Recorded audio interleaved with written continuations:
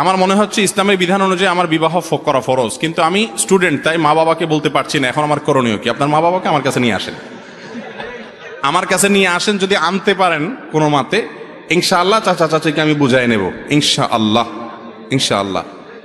আর আমার কাছে যদি নিতে পারেন কোনো ভালো আলেম, যিনি বিবাহের ফজিলত বুঝে, গুরুত্ব বুঝাতে পারে, চাচা চাচিকে বুঝাবে, তার কাছে ধরে নিয়ে যান মুরব্বীরে। বুঝতে পারছেন ভাইরা আমার? এই কথা আমি সবসময় বলি, সব জায়গায় বলি।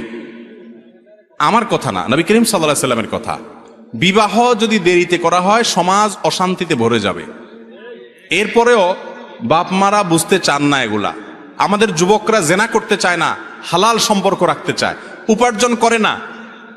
আমার কথা হলো, যে যুবকরা উপার্জন করে না, এই অজুহাতে তাদের বাবা মা বিয়ে দেয় না যে নিজের পায়ে দাঁড়াও, মানে অনেক পয়সা করে কামাও, চাকরি টাকরি করো, তারপরে বিয়ে করো। আমার কথা হলো, যুবক যদি বিবাহের উপযুক্ত হয়ে যায়, উপযুক্ত ভালো পাত্রী পাওয়া যায়, বিবাহের আগদটা করে দেন। মেয়ে মেয়ের বাড়ি থাকুক, ছেলে ছেলের বাড়ি থাকুক, একটা সম্পর্ক তৈরি হোক, হালাল সম্পর্ক।